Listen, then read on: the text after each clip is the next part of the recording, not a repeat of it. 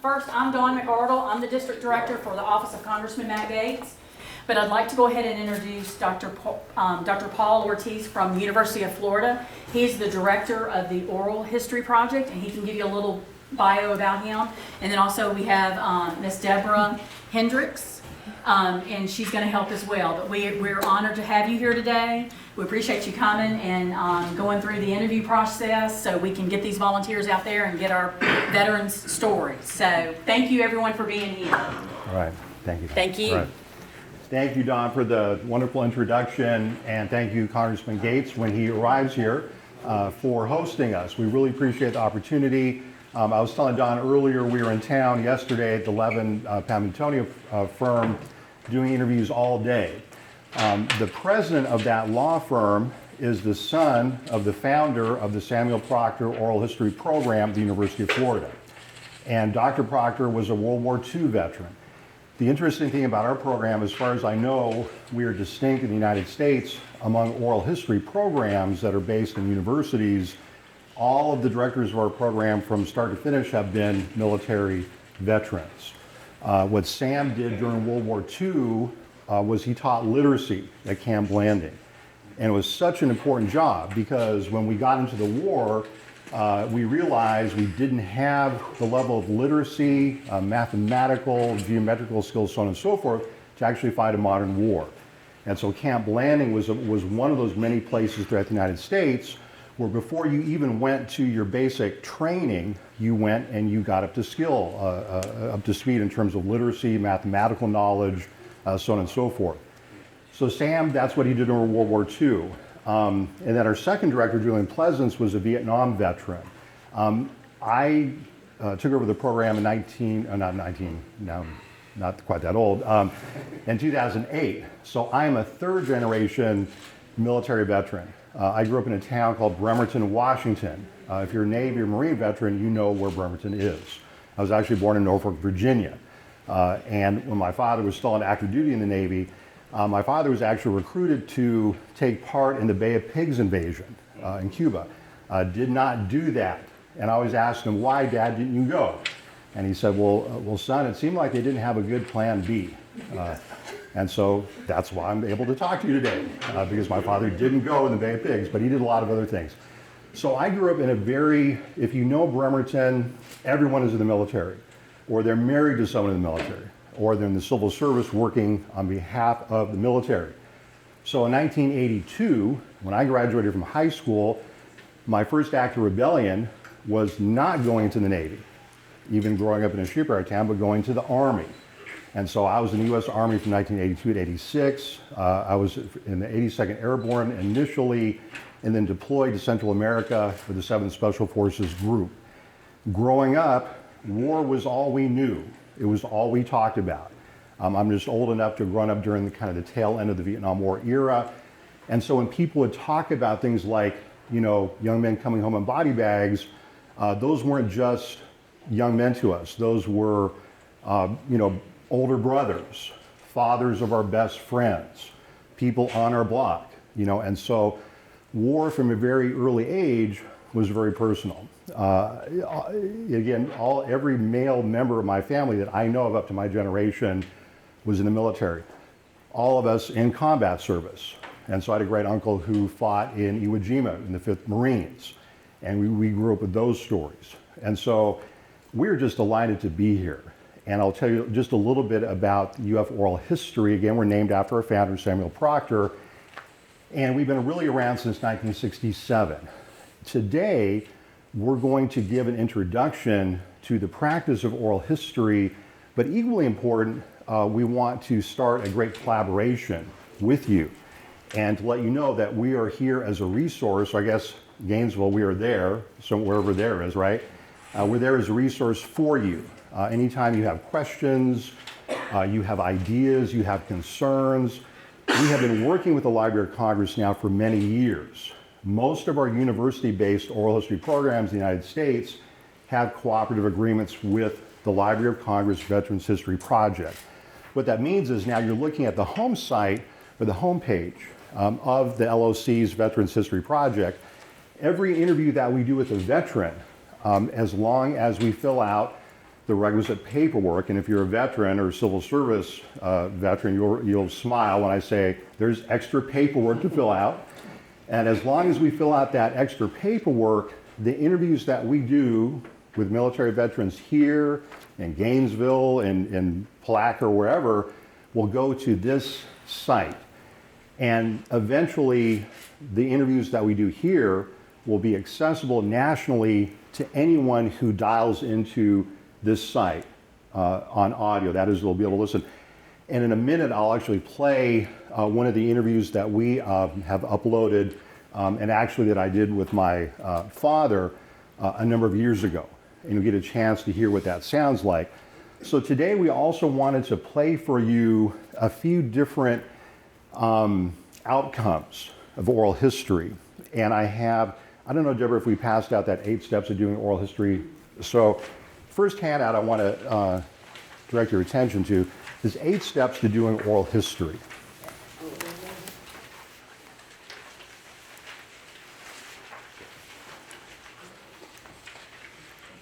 So the first thing we think about, and this seems kind of odd, but we always try to think about where are our interviews going to end up at? Like physically, where are the originals going to be deposited?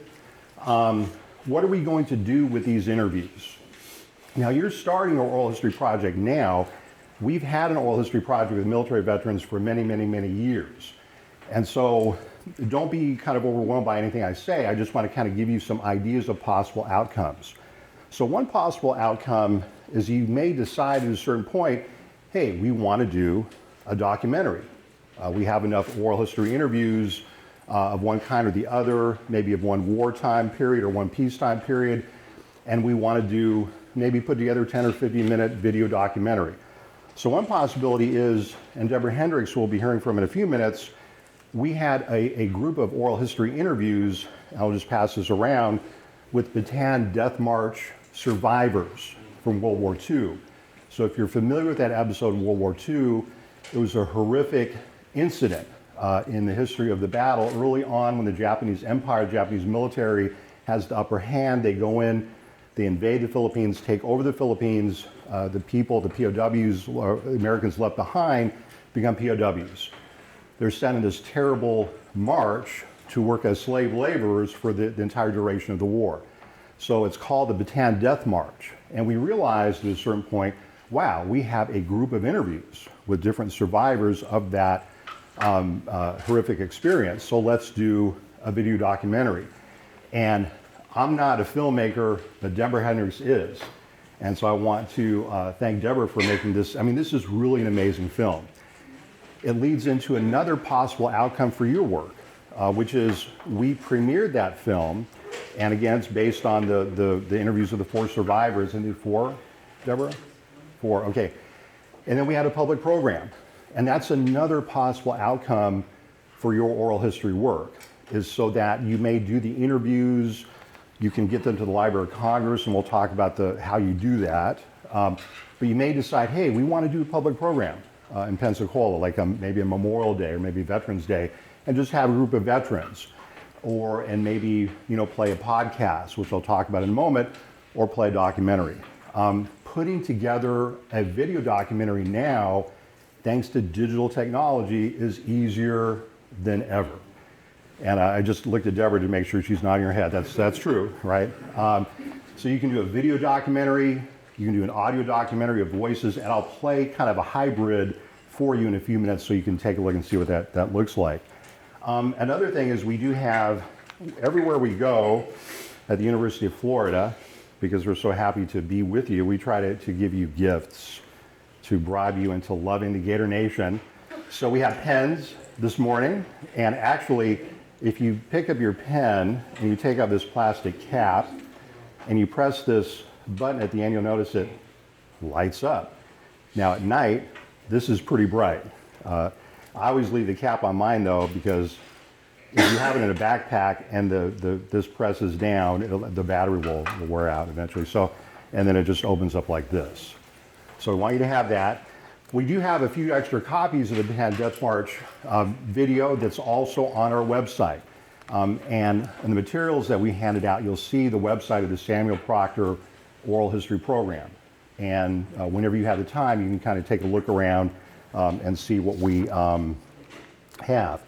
The other person I want to introduce who's going to also be doing the workshop with us this morning is Colonel Ray Eberling. And he is a person who is the co-coordinator of the Veterans History Project at the University of Florida and retired from the air. How long have you been retired? I retired twice. Okay. Once in 1999, and I went in again in 2001, retired in 2003. Yes, sir. And I'm a telephone colonel. I'm actually a lieutenant colonel, so Yeah. you address me as we'd be over the telephone. Well, see, this is the thing. Now, you have to understand, I'm an NCO. I was raised by an NCO. I was raised by NCO, so as an E5. But just because Ray was an officer doesn't mean I hold anything against him. He's still an okay guy. So, but yeah, one of the fun things about our Veterans History Project at the University of Florida is most of the people that work in the project are volunteers. I mean, kind of like you are today. We started with one person, and then now we have, I would say, almost 25 people working on the project. Some of them are retired military veterans. Some are retired faculty. The longtime director of our program was actually a retired nurse, Ann Smith. And so what we found is this is really part of our community-based mission at the University of Florida. So we're just so proud that the program has really endured. And again, thank you for having us this morning. But please do consider us now a partner in your endeavors. And we handed out my cards, so you can call us anytime or email if you have any questions. So far, any questions for folks? Okay, not yet. Okay, very good. So what I'm going to do now is you see, now this will be the ultimate site or one of the ultimate outcomes or sites of the interviews that you do here. The Library of Congress Veterans History Project is a congressional project. It has been in operation for many years. Like I said, when you do your interviews here, and Deborah and I will go over the paperwork with you, you fill out the paperwork, you get it at the Library of Congress, eventually all of your interviews will go here. And in the short term, people all over the world can dial into the site and listen to the interview. Now, I should say that like most big projects, there is a backlog here. And so we will typically upload an oral history interview to the LOC people, and sometimes it may take about a year or 2 years for the interview to get there and to be accessible to the public, but eventually it will be accessible. So you go to the Veterans History Project, you've done your interviews, and I'll just go to search the Veterans Collections.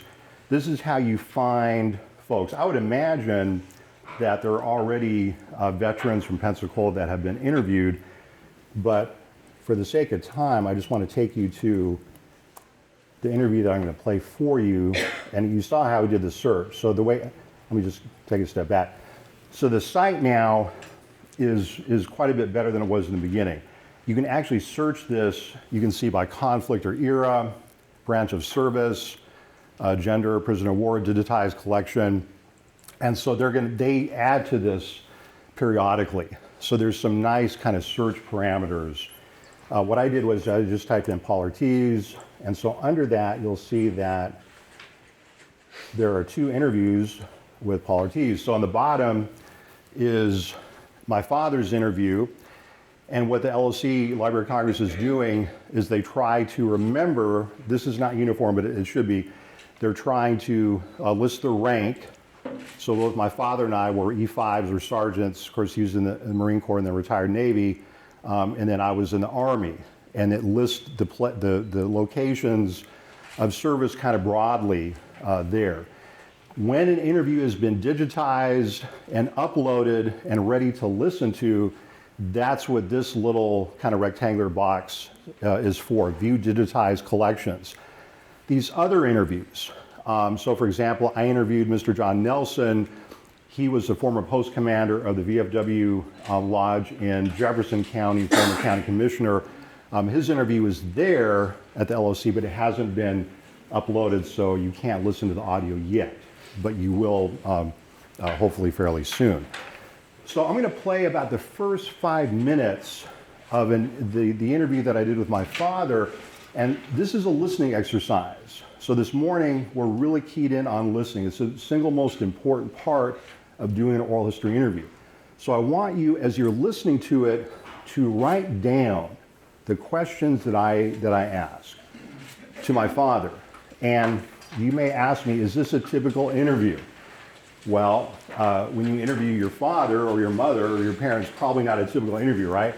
But see, no interview is typical because every person is different. So many people ask me, what does a normal interview sound like?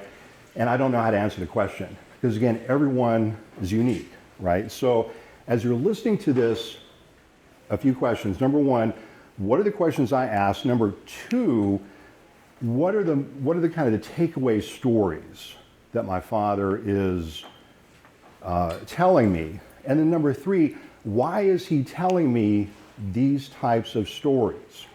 So this is an interview where we start out with, well, actually, I'll go and play it. No plot spoilers.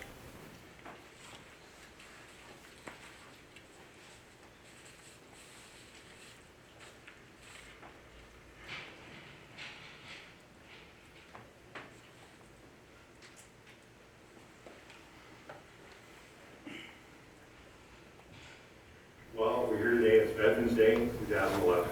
Here with Mr. Paul Ortiz.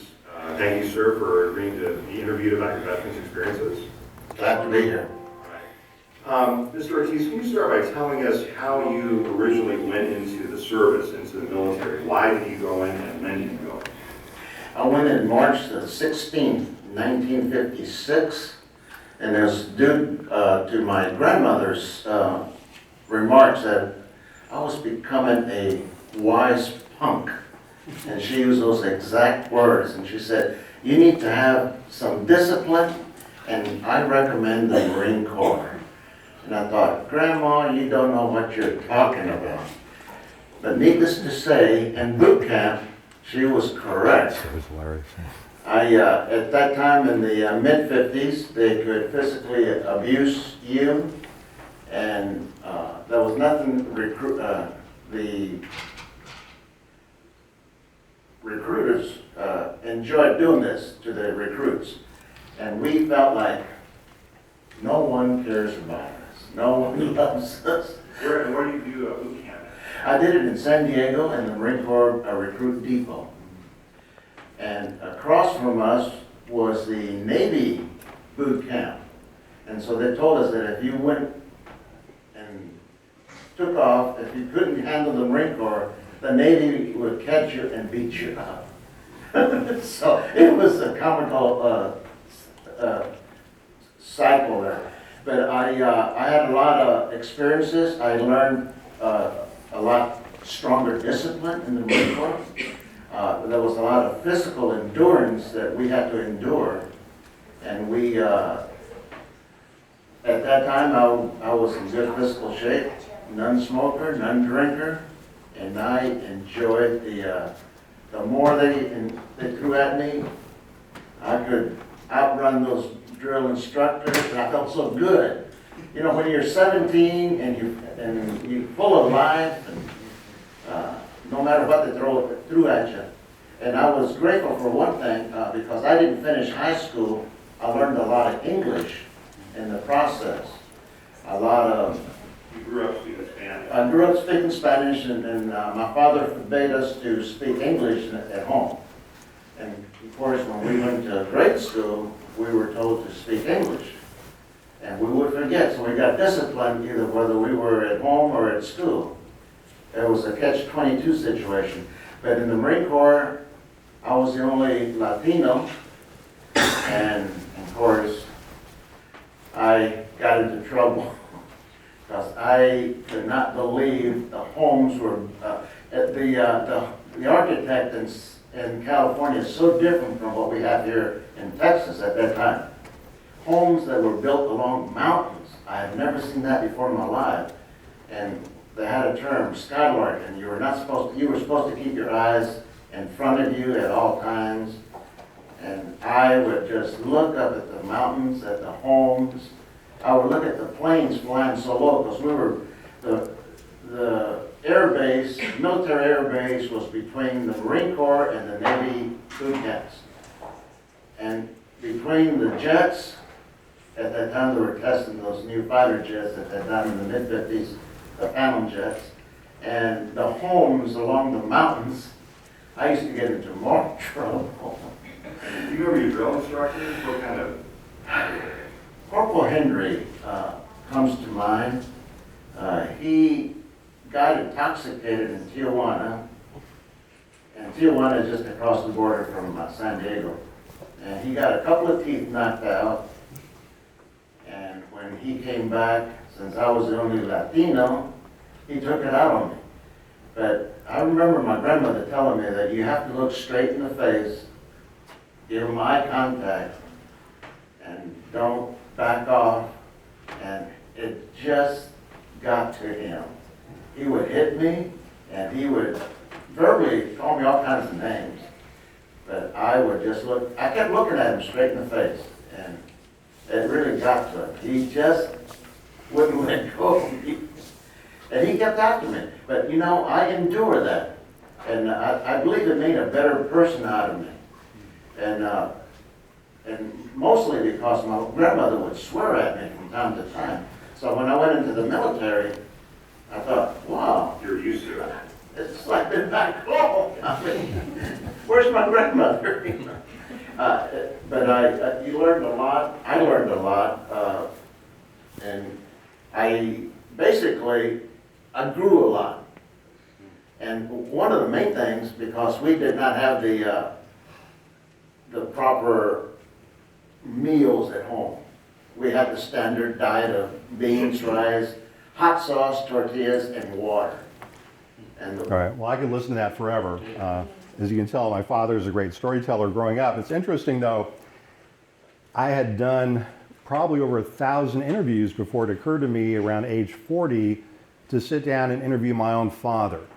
And the first interview that I did with my father, which is not this one, I began with, hey, Dad, can you tell me some of the interesting stories, you know, when you were growing up? And the first story he told me was, son, you may not know this, but I met Fidel Castro in Texas. And I said, what? I said, you met who? I said, why didn't you tell me that? And you know what he said in reply? You never asked. So a key part of oral history is asking, you know, talking with people, trying to get their stories. So what are some of the takeaways from the interview? And again, this is just the first 5 minutes. By the way, while you're thinking of answers, I should mention that for the Library of Congress to accept and upload your interview, it has to be at least 30 minutes. So that's one of the LOC rules. So whenever I do an interview, I always just bring a clock with me, or some recorders have, you know, just to make sure that they'll accept it. So what are some of the takeaways that you get from just the first 5 minutes of this interview? The importance of him going in the first place is to get more discipline. Yeah, the importance of going to getting more discipline. Very good. The fact that you asked him a very simple question, like, why did you go into the service? And he, like, dropped all these golden nuggets on you. Yeah. You just asked him a question, and it just opened up this whole world, those two questions. Personally, I'm intrigued. I want to hear the rest of the story. Okay, yeah. It's on the site. Yes, I will. Yeah, okay. You know, sometimes we like to start our interviews with open-ended questions. What an open-ended question is could be like, you know, what was it like growing up? Can you tell me kind of why you went into the service? Is open-ended. A closed-ended question is when were you born? What were your service dates? Now, I don't bother with that usually during an interview because that's going to be part of the paperwork that the veteran fills out. So I do like to start with kind of open-ended, because then that opens up people to tell stories, right? And my father remembered, he remembers the summer he went into boot camp because, as he would often tell me, that was the summer that Buddy Holly and Bo Diddley and Richie Valens were chart toppers, so he kind of remembers that. What were some of the other takeaways? Yes, sir. Back in that day, the military could beat on you. Mhm. Just as of recently, within the last 10 years, they used to have timeout cards for the boot camp kids. They would actually pull them out of their pockets. Mm-hmm. Yeah, it's a different type of service, right? Yeah, and you can tell he wants me to know that, and because sometimes I have students who will do interviews with people who are back in the Marine Corps back then in boot camp, and they'll say, well, now when they say they could beat you, was that a metaphor? And I'm like, no, that was a real thing. It could be a metaphor also, but yeah, no, that's a really good observation. What are some other takeaways? Yes, sir. The takeaway I got from him, he didn't speak English. He didn't speak English, but he did not let it affect him, regardless. He learned how to speak English while he was at boot camp, regardless of him being the only Latino there. Yes.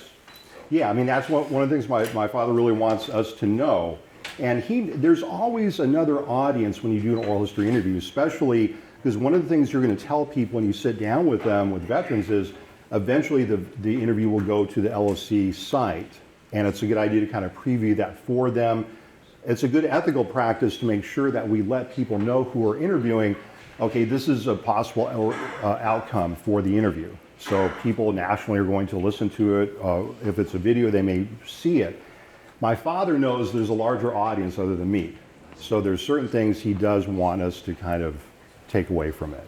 So the question, clearly open-ended question, you started with how did you enter the service, why did you enter the service, but then you were able to ask more closed-ended questions, like, do you remember the name of your drill instructors? Dad's clearly the storyteller. So Yeah. as soon as you asked, you kind of specifically said, what about names of some drill instructors? And that immediately led to a story. Right. So, yeah, open-ended questions are clearly going to give you an idea about how much this individual can expound on experiences. Yes. Once they start expounding on experiences, you asked a question about, do you remember any drill instructors? Very specific individual. He provided a lot of information on that. Detail. Yeah, and the oral history interview, I mean, this is kind of interesting. You're asking people questions, but hopefully you're getting a sense of, and I encourage you as a follow-up exercise, listen to 4 or 5 of these from different places. And keep in mind that people all over the country are uploading their interviews. So people have different interview styles. You're going to develop your own unique interview style. I mean, you'll take notes, you'll listen to other interviews, but I think that is a good rule of thumb. Start with open-ended questions and then listen carefully as the person is telling you certain stories. Go with that person. So in other words, don't necessarily have a predetermined outcome of your own. Let the storyteller take you where they want to take you. And then you'll be open to surprises, right? It's very important. Any other observations that folks wanted to make about? Yes, ma'am. Seems like every question would lead to his cultural difference, or like the change between how he grew up and where he was once he was in the military, like the food that he ate. The food. That he's still being picked on because he was Latino by his drill instructor. Yeah. Just lots of things that it just seemed like it always kept leading back to the differences. The cultural dimensions, the identity, I mean, these are so important. What was life like for you before you were in the service? What did your service experience, how did it impact you? I mean, for my father, that's really where he learns how to speak English. My father had to leave school in the 7th grade. If you listen a little further, I think it may or may not be in this interview, but he had to leave school in the 7th grade to help support his family. So for most Mexican-American men growing up in Texas during that time, you didn't finish high school. That was just kind of and I love the term, did anyone catch the term he used, catch-22? Yeah. Do you all know where that is from? Joseph Heller, right, flew 68 combat missions in World War II. That term catch-22, where you're kind of trapped, right, in this kind of maze, That's a military metaphor. Now that is a metaphor. Catch-22 is a metaphor, but it's referring to a real dilemma that my father had, which is where, he couldn't speak English at home. He would get into trouble. He couldn't speak Spanish at school. And so there was a whole generation of Hispanics who really were caught in between there, who never quite learned English, never quite learned Spanish, or kind of a hybrid of the two. But think about how military service impacts a person. Like I was a completely different person growing up, even in a shipyard town, and then ended up in Central America. My gosh. I mean, that had such a big impact on me. But keep in mind that you're going to be interviewing people from different cultural backgrounds, different class backgrounds. Gender is very important. The differences between being a male and a female military service is pretty huge. It still is. Issues of race and racism, huge, right? My father wants us to know about issues of race and racism in the military. My father when he grew up in Houston, Texas, he grew up in an era where we still had signs that said, no Negroes, no dogs, no Mexicans. And so he worked in a downtown Houston restaurant that had that sign in the front window. So for him and for many men of his generation going to the military is integrated by 1955. It's a big deal. And so it's the first kind of integrated environment that my father had been in. But anyway, so again, I encourage you, take some time, listen to these wonderful, amazing interviews, and get folks used to the fact that your interviews here are eventually going to end up there. Now, another possible outcome for your work, and I want to show you, this is a really fun project that my students put together. So a number of years ago, and Ray, we may want to talk about this as well, we were invited, UF Oral History, to participate in a Marine Corps reunion, veterans of the Battle of Alpha North. And I'm not going to tell you what the Battle of Alpha North is because you're going to watch it, listen to a little bit of it in a couple of minutes. But a lot of times service members, people in distinct units will have reunions. Now this is a golden opportunity. If you have, VFW lodges here, American Legion, oftentimes we'll put together reunions of people who served in a specific branch at a specific time, maybe at a specific battle. So this is one battle that took place, I believe, in 1966 in Vietnam. We were invited out to the reunion. We actually flew out to, Ray, it was in Las Vegas? It was in Las Vegas. Okay. And, it was over 3 or 4 days. I don't know why anyone would want to do an interview or want to do a reunion in Las Vegas, right? I don't know why. Go figure. Yeah, there was some incredible things about that interview. First of all, none of these people had seen each other since their time in the service, and most of them had been in that unit either not very long or they transferred to other units afterwards. So these people were getting together, you'd have to do the math here, 1966, and then they first saw each other again, about 27 veterans, some brought their spouses with them, in 2012. That's how long apart they had seen each other. It was actually the sister of one of the men who had been killed in that battle who organized this. We sent a team out there. I was honored to be part of that team to go out there and we did 27 interviews, I think, in 3 days. And during that period of time, they got to bond back again with each other, and we got to bond with them. So what we'll see here, and this is another listening kind of now, but also viewing exercise. And so what you're going to see is one outcome of the work that Ray and others who went on that reunion interview these Marine Corps veterans and really focused on one battle. So that's what makes this set of, I think you said 27 interviews? Yes. Very unique. Now, it's not unusual for different service branches to interview people after battles. That was actually a regular protocol during World War II. So we brought this back. What was interesting about this was each veteran, primarily these were men who were on 4 different guard posts guarding an artillery battery. So you have to kind of visualize howitzers or cannons as civilians call them, and they are guarding a cluster of artillery pieces, and they come under attack in the middle of one evening. And for years and years, each of the veterans had, they have their own memories of this battle. Several people in the unit were killed, many were wounded. And they killed many and wounded many of their attackers, right, the Viet Cong.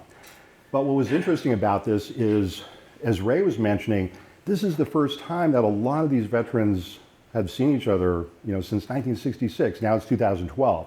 And one of the things we heard over and over again was, wow, I thought I had the full picture of the battle.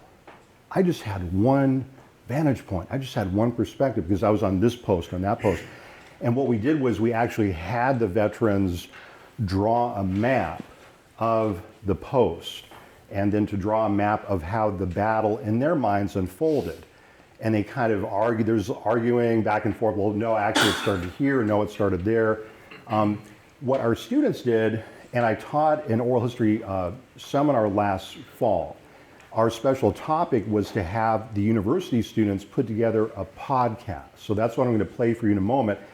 A podcast is simply a kind of a mini documentary. It could be an audio-only podcast. A lot of young people now listen to, podcast, iTunes, iPhones, things like that. You can put an 8 to 10 minute piece, edited piece on iTunes, and you have an audience of potentially hundreds of thousands of people. And young people, I don't want to stereotype, right? Sometimes limited attention span, but the podcast with that 8 or 10 minute clip, right, really draws people into, and I see some of my students laughing, that's okay. I'm an aging professor now, so I can say these things. But that 8 to 10 minute clip can be the thing that kind of draws a younger person and or a person who has kind of a limited time to listen to things, right? This is slightly different because this is a 31-minute podcast and it's a hybrid, and you'll see different types of sources. So what I want you to do for this one is to, number one, make a note of the different types of sources here, okay? Like how did the students put this together? They put it, and I can tell you it took them about 2 to 3 weeks to put this together. It was a group project. There were 4 students working on this. So number one is what is going into this? Like how are they putting this together? The second thing is, what is the impact of listening and being able to watch at the same time? So the first media that we played was just the interview, just the audio. But now when you add in video, what does that add? What does that bring? Or does it distract? The third thing is what's the difference between starting an interview, you heard me start an interview earlier, and putting together a production like this. And then of course the takeaway, what are some of the takeaways? So I will play this. Now, and I put on closed captioning all of the work that we do at the University of Florida, because the work we do is covered under the Americans with Disabilities Act, will be closed caption, machine code ready. So you'll see and that's very important that these are accessible to people as much as possible. So let me.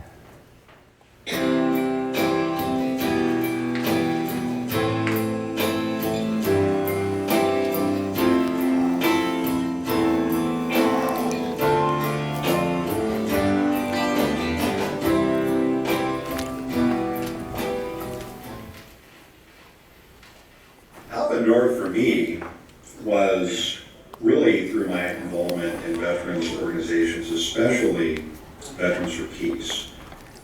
Scott Camille, who's a longtime friend, who's the chair of our Gainesville Veterans for Peace, told me about this battle, and he would share pieces about the battle, and I also read accounts of that battle. And in terms of battles and wars, it's not the biggest battle. It's not very well known. It happened on one evening, but the more I heard Scott talking about this, the more I realized, wow, this is really, it reveals a lot of important information about the war, about any war in particular.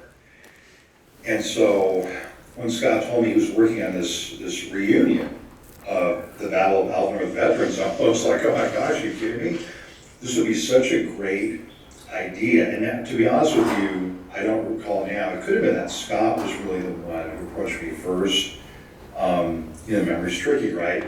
But at a certain point, the two of us realized, wow, beyond getting together the veterans, the most important thing, wouldn't it be really cool if we could actually be there to also record their memories of this battle?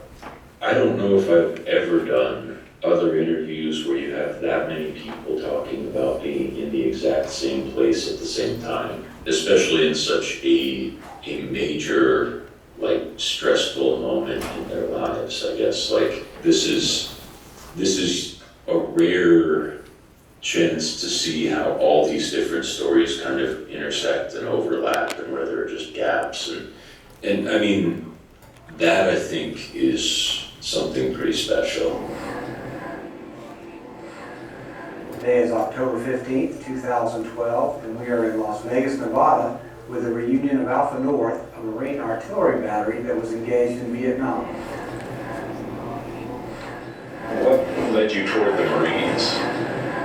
So what's the best way to earn or get a college education? So I ended up going to the Marine Corps for 4 years, joined for 4 years. 4 active and 2 inactive. And that's how I got my ticket to go to school. Some of my friends from high school had signed up with them, and one of the guys came back and uniform looked sharp, and all that. And I always had problems with bullies when I was in high school, and wasn't a fighter, and thought, I need to learn how to fight. So I decided that maybe it was the best recourse to go into the Marines, and my dad begged me not to go, and couldn't talk me out of it. I got out of high school, and there was a draft going on in '62. If they just didn't want to take a chance on going, you get called. So I went down and joined the Marine Corps. Now I walked right by everybody's door. Well, I found it at the end of the hallway, went in and signed up, and they promptly sent me to prepare assignment at 19 years old. What was boot camp actually like? We had 7 days a week of complete domination by drill instructors, and that's part of what makes a Marine, I think, a Marine, because they literally have all been, boot camp is designed to break you down from being a civilian, and they do that up until the rifle range. Everything is that you're a turd, you're a shit bomb, this and then after the rifle range, they stop building you up a little bit. It wasn't really hard to me. A lot of people who had, basically, they never had to work hard or anything else like that. When I was a little kid, we were on a farm and everything else, so I had to get up early, work in the fields and stuff like that. And what else, in high school and everything else, participated in a lot of sports and stuff. So this is just the first 5 minutes, and it's 31 minutes total. But what are some of the takeaways from this? How is this different than just listening to an interview? Yes? The photos and visuals really help draw you in, and yeah, you know more of what it's like to be there whenever you see all the photos of them together. Yeah, I mean, so the photos and visuals kind of draw us in, right? And these are scrapbooks that we collected from and copied. This is literally from the boot camp experience, right? And a lot of times when we do interviews, we ask people, do you have photographs you'd like to share? Or family photo albums, things like that. So the visual really kind of helps accentuate and emphasize the story. What are some other kind of takeaways? Yes? The fact that you're able to cut from one person's experience to another, and then just kind of compare those two and how they see different things or have different experiences, I think is telling as well. Yeah, it's nice, cutaway, so you're not just listening to one person for 30 minutes. And I want to emphasize, the students that did this, this is their first experience in editing, right? The editing software, which Deborah can talk about, is relatively inexpensive. So this doesn't, this is not like professional quality, but it's still pretty good. When we had the program, the public program that we presented this, some of the veterans who were there, or actually one, Scott Camille, who was a sergeant at the time, was actually at the presentation, was able to talk about his experience and really enjoyed the podcast. But I wanted to emphasize that part, not that I'm bragging, because we do have the best students in the country, right? But I'm just kidding. We do. But again, none of our students that worked on this were trained filmmakers, trained videographers. I mean, this is on-the-job training. What were some of the other takeaways that kind of... You said this was 31 minutes? The total's 31 minutes, yeah. Total's 31 minutes, so Yeah. you were able to capture several individual recounts. Yes. Accounts collectively to 31, meaning that minimum of 30, Mhm. it was several. Yes. It wasn't just one person for 30 minutes. Exactly. What was a typical duration of an interview? So 27 interviews over 3 days. Do you stay right around 30 minutes? Do some go 50? Do some go an hour? Some go over. I mean, I would say for us, overall, I'd say that probably the median length for one of our interviews is probably around an hour. Using a clock must be helpful. What's that? Using a clock must be helpful. Using a chronometer of some kind to keep you. I like to do that. Some people don't like to do that. I mean, on some of the recording machines now, you actually have a counter, and you can actually see, and so I cheat. You have to understand, I started the craft in the analog era, and so I'm used to seeing the cassettes go around and around. But yeah, that's a really good point. And then also, I don't know how many, do you remember the number of interviews I got on this 30-minute podcast? It was maybe... No, it was, I think about 4 or 5 excerpts. Yeah. Of the 27, and the students were the ones who, as editors, chose which those would be. Yeah, so each of these came out of the 30-plus minute interview, and then the students took Yes. segments about each era, each part of it, and mixed them all together. Yes, ma'am. Mm-hmm. What's interesting is the similarities, not just the differences, but the similarities of their takeaway from the experience of boot camp, and then it's going to be from each one of these things. Right. Not just the differences. Exactly. That's a really good point. So the similarities, there's some commonalities here. And again, this is the beginning of the podcast. Now, a bit later on, I encourage you to listen to the whole thing. That's when you get more into the battle, the aftermath. It's very important to talk to the veterans you're interviewing. What was life like during the service? What was life like for you after the military? And oftentimes that becomes one of the most important parts of the interview. For these men who hadn't seen each other for many, many years, a lot of the time was spent talking about the impact of like boot camp or the battle in particular, or just overall being in Vietnam, and how that impacted the rest of their lives. So it's important not just to focus on the service, the time in active duty, but also to talk to the veterans about what life was like for us afterwards. Yeah, especially Yeah. cultural issues coming up, resistance. Yeah, exactly. Other takeaways from the podcast, and again, this is one of the many different types of possible outcomes that you could do working collectively here. I see you have a robotics program downstairs, so you could put this together pretty easily. You could probably have a robot produce this. No, the robot doubts, actually, I do know a little about that. That's part of the exoskeletons that are developed for Okay. paralyzed veterans. Mm. Very cool. Andy Schreiber is doing that out of That's Florida. awesome. Yeah, Nice. it's killer. Okay. And working at balance and all the problems that pilots people have with balance systems. Very cool. Thank you. Any other questions or observations about the podcast? So what we're going to do now is Ray and I are actually going to interview each other. And what we want to do is pull a couple of chairs up here, and we want you to see, we're going to kind of model for you 2 different points of an interview. So Ray's going to interview me starting at kind of the beginning, how we start, and then after 5 minutes we're going to flip the script. Now you're going to be interviewing each other, and so this is kind of a preview. We always like to start oral history trainings and workshops by just kind of getting the hang of interviewing. So again, Ray's going to start with how we usually kind of start an interview, And then after 5 minutes, I'm going to flip over and interview him kind of midway through an interview. Does that sound good? And we'll try to project our voices so hopefully you can hear us. I tend to use a template that I believe is in your LOC guide and adapt it, and I think that's what you Yeah. like. Oh, that's right, yeah. Yeah. So look in, I may have that also here. Look in your handout, and we will have, there is a template of questions, is that right? Right. Very good. And I adapt it, as everyone should, I think, Yeah. in your personal style. So you'll have an interview guide, and this is a very kind of important thing to keep in mind. When you start interviewing, it's a really good idea to have questions in front of you. And the Library of Congress Veterans History Guide is very good.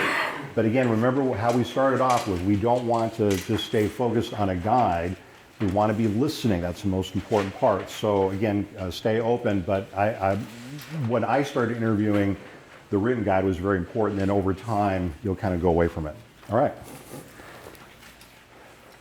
This is Ray Eberling from the University of Florida Samuel Proctor Oral History Program, and today is February 1st, 2020, and I'll be talking to, state your name please. Paul Ortiz. From Gainesville, Florida? Gainesville, Florida, yeah. And this will be part of both the University of Florida's digital collections and the Library of Congress's American Folk Life Center's Veterans History Project. Could you tell me a little bit about where you were born, where you grew up, what it was like growing up, where you grew up? Well, I mainly grew up in a town called Bremerton, Washington. And Bremerton is a shipyard town of about 55,000 people. Everyone is in the military. Being in a shipyard environment, my father was in the Marines, he was in the Navy, he worked in the Puget Sound Naval Shipyard for 35 years. So what that means is that our shipyard was the home port for a lot of the great U.S. Navy nuclear aircraft, or nuclear submarines, Trident class, Polaris class, also the USS Enterprise, USS Nimitz. These are the most powerful war machines in the world, in the history of warfare. And so growing up, in any given week, we might have 10 to 20 nuclear reactors in my town of 50,000 people. And so the shipyard was quite a formidable environment. There was always smoke and asbestos flying in the air. And we also had remnants of the World War II naval fleet. The USS Missouri, the USS New Jersey. The Missouri was, of course, where the Articles of Surrender between the United States and the Japanese Empire were signed. I grew up seeing that vessel quite often. Of course, by the time I was a kid, it was in mothballs. So were most of your friends growing up and through high school, were they somehow associated with the Navy? Their father may have been in it, their mother may have been in it, or? Pretty much all of the young men knew we were going to the military. I mean, there wasn't much college outreach in my town. My parents hadn't gone to college. No one in my neighborhood had went to college. And so our life was almost like scripted, if you will. Like all of our big brothers went into the military. So I'm the generation after Vietnam. And it's interesting, when I came back from Central America in '86 and ran into a couple of my teachers from high school, they actually embraced me and they were in tears. And they said, Paul, we're just so grateful you survived Nam or Vietnam. And I had to tell them, well, sir, I was actually not old enough to be in Vietnam. But that just gives you an idea, like in my town, like when I say everyone was in the military, it's not a figure of speech. I mean, everyone was in the military. Well, you joined the Army, not the Navy, correct? Yeah. And that was a cause of great disappointment for a lot of people because they're like, why would you do that? You're throwing your life away, And it's interesting, though, no one ever asked us about joining the Air Force. And I remember this came up one time. I asked someone, they said, well, we're not, you're not smart enough to join the Air Force. But I was smart enough to join the Army. And so I went to I went to the Army Induction Center in Seattle, took my physical and stuff. And that was, I think, early in my senior year because it was the middle of football season. Yeah. Okay. Was that your first time away from home? Yeah, and actually the first time I ever got on a plane was a flight to boot camp, Fort Dix, New Jersey, the winter of 1982 over Christmas.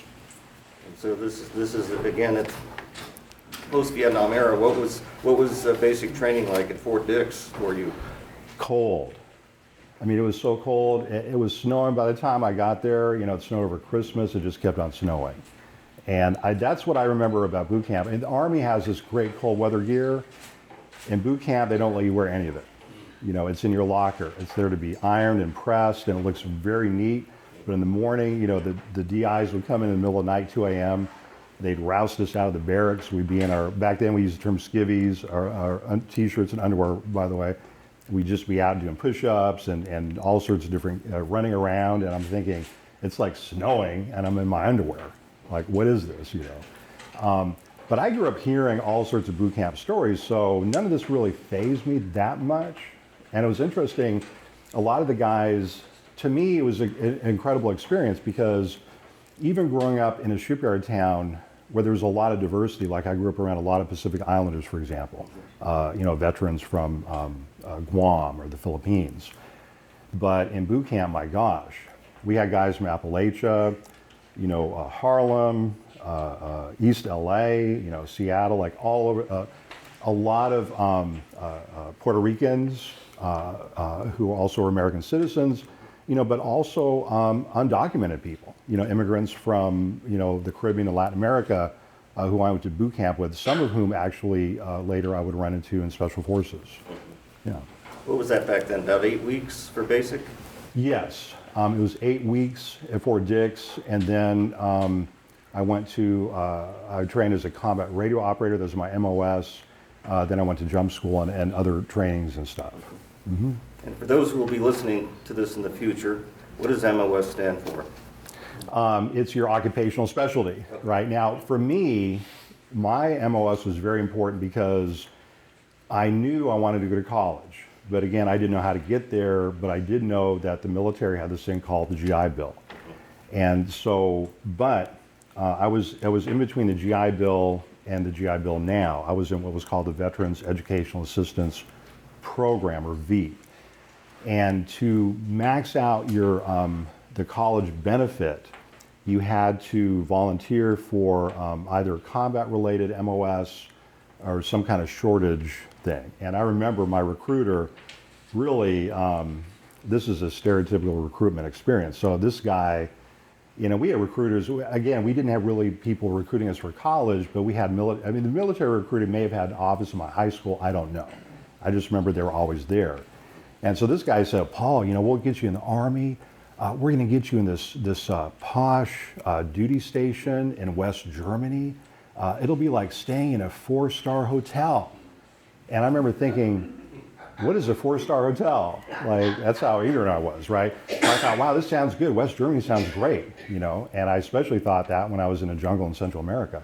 Wow, West Germany would be fun, you know? But so it was an interesting intro. But again, growing up, listening to men, and back then it was primarily men talking about boot camp and military experiences, being in combat. A shipyard town, the other thing I should mention, you know, I'm not proud of it, but our town was very violent. You know, it was a shipyard town, and so it wasn't, I mean, I was actually shot at when I was in 5th grade. And so you grow up in that kind of environment where there's a lot of violence and also a lot of people being killed. What I mean by this is that in the shipyard, you can kind of appreciate working on these big ships and submarines. A lot of terrible accidents would happen. So it wasn't unusual to come home from school one day and to hear my mom or father, when he got off work, you know, talking about someone who'd been crushed or you know, dismembered or just died in some horrible way. In fact, my stepbrother, who was a Seabee, served in the Navy, was offloading a small vessel, and somehow it became loosened from the line it was on, the steel cable, and actually rolled back and crushed his legs. And so that, you know, I guess growing up in that shipyard environment, hearing about those types of things, you know, we didn't think about it back then, but it kind of prepared us for military service. Yes, and in that regard, you finished basic, you got your MOS training. What was your final operational assignment, you know, after all your training? So initially... Or what other training did you get necessarily? Yeah. Well, one of the experiences was, going to jump school. Now, every time someone would ask someone to volunteer, I'd volunteer. And as soon as I volunteered to do something, everyone around me would say, why did you do that? It was so stupid of you. And so I volunteered to go to jump school. And that was a path that set me on to the 82nd Airborne and then Special Forces. So I just kept on volunteering for things. And so the next training I did after radio operator school, which is back then Fort Gordon, Georgia, just jumped across the street to Fort Benning. And so the first time I got into a plane was to go to boot camp. The second, third, fourth, fifth, and sixth times I got in a plane was to jump out of it, right? And I'll just tell you about my first jump and it'll kind of conclude this part. So my first jump, I remember, everyone is on this C-130 big transport plane, prop plane, and everyone is just terrified. And I remember, getting up, hooking up, and the man in front of me, when he went to go jump out of the plane, unfortunately, he went out backwards. He twisted around, and so his chute twisted. And if you've ever, you remember those little plastic prizes you get in cereals, and you get the little plastic parachute man, and on the commercial, which is usually a cartoon, you throw up the parachute man and the chute beautifully deploys. And the parachute man softly floats to the earth, right? Does it ever happen like that? In real life, no, it doesn't, because there's not enough air under the plastic chute. It creates what we call an inversion. So this is what happened to the man who jumped right in front of me. His chute got inverted. There was no air under it. And so when I jumped out, I'm like looking down at this guy below me, about 200 feet, and he's like hurtling towards the earth. And I'm thinking, this guy's dead. But at the same time, I'm realizing, hey, Paul, you're drifting towards a tree line. I mean, you can be dead if you don't get your act together. So my attention was taken off of him. I was trying to get away from landing in the trees and getting hung. And so when we went to the drop point and all kind of gathered together, people were like, well, what happened to this guy? And luckily, he was able to deploy his reserve chute about 200 feet off of the ground. We have a main chute and then a reserve. And the reserve chute buffered his fall just enough to where when he hit the ground, both of his legs were shattered. And that was the term that the sergeants used, was his legs were shattered. They didn't say his legs were broken. And so that left quite an impression. All right, so we'll stop right there. So that's kind of the beginning of the interview. Any questions about the questions or? You're very talkative. Yes. So you meet a veteran that isn't. That's why it's good to have, open-ended questions and have a lot of questions. And because you're right. I mean, I'm a veteran of being interviewed too, right? And so a lot of the people that we interview are not going to be that talkative, especially maybe at first. Yeah. So, like questions like, he asked, is that the first time you've been away from home? You might want to say, what was it like to be away from home for the first time? Yeah. If you have somebody who's a storyteller. It's a really good question, yeah. Open-ended questions are very fun. Yeah. And you can get a good feel for how somebody's going to expound on stuff. The cultural aspects are just fascinating.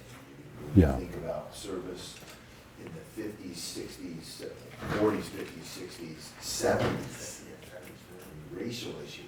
So I remember when I started in Okinawa, it was my first assignment with the Marines in 1990. You should hear the stories of senior people who are still serving, who were in Okinawa in the 60s and 70s. I mean, the racial issues were astounding. Yeah. So cultural aspects are fascinating. Exactly. Yeah. Very good point. Open-ended questions. And if you have a storyteller, man, this can be really fun. Yeah. Other questions or observations or? All right, so now we'll flip the script. So now we'll kind of pretend we're kind of midway through the interview. So I'm talking to Ray. We've already gotten through your basic training, things like that. So I'm going to, and I know a little bit about Ray's military service, so we'll just kind of take midway through the interview. So Ray, I should say Colonel, you were talking about, your life growing up, your training, and then this thing called this SAC, or the Strategic Air Command. Yes. Can you tell me about that?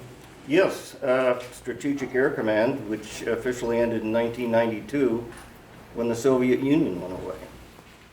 And it existed, it was a part of the Air Force, but it was almost like its own Air Force. It was so different from the other commands, flying commands within the Air Force. It was the command that had the nuclear mission. And it was really emphasized for those who was on the air crews that it was a mission of deterrence. In other words, we have all these nukes here, so we don't have to go to war because it's going to scare the other guys. And so at that time, going through navigator training and pilot training at the time, one didn't know what their assignment was going to be until they got their wings, just like the day before. You didn't know which airplane, type of aircraft you're going to go to. And so I learned in August of 1975 that I was going to go to what are called KC-135s. They're the air refueling aircraft. They belonged to the Strategic Air Command at the time, and our primary mission was to refuel B-52 bombers, and we had a couple other type bombers in the fleets at the time, but our job was basically to prevent World War III from happening. Wow. Now, so B-52 bombers, now those carry like nuclear warheads? Yes. Okay. Yes. Wow. And I think the most important aspect of that is that we always call it SAC, for Strategic Air Command. Yeah. At the SAC bases, many of which were on the northern tier of the United States, they were north for a reason, because it was shorter to fly over the pole to the Soviet Union, should that ever come to be. But our hope, of course, was that we were so good at this that the World War III is not going to start. But SAC air crews, be they bomber or tankers, we would be on alert 7 days a week. And what alert meant was that we would stay in a bunker. All the air crews would stay in a bunker, and the horn went off, as we would say. It didn't care if it was middle of the night or whatever. We had to be out to our aircraft, engine started, and all the aircraft off the ground within like 12 or 13 minutes.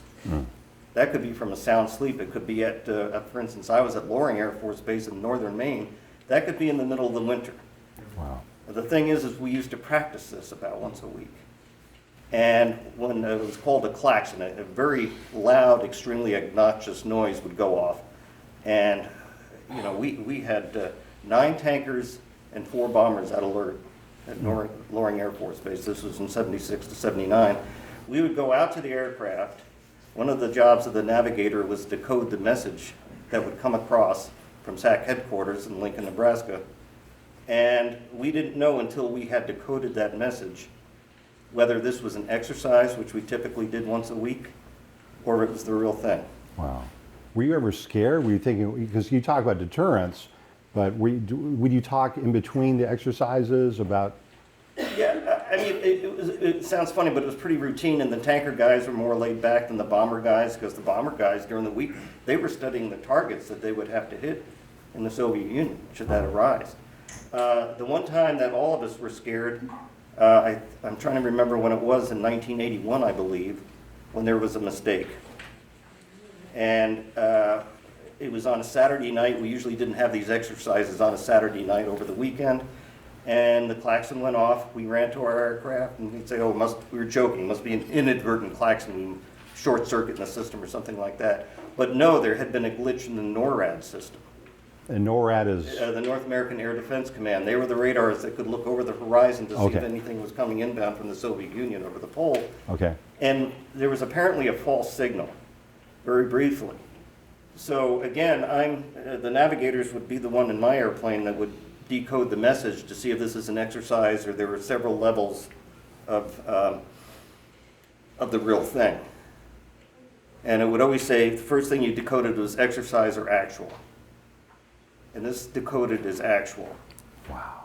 And I'm staring at this thing, and my pilot knew that I was usually pretty quick at decoding these things, and there were some expletives deleted as we talked back across the cockpit. He goes, "What's taking you so long?" And I just turned to him and I said, it's an actual. And he looks at that and he grabs the book and he's looking at it and his eyes get big. And you know this is going on in all the other aircraft in the SAC fleet. Wow. And then a second message come across and it says return to normal alert. But we didn't know what that second message was until we decoded it.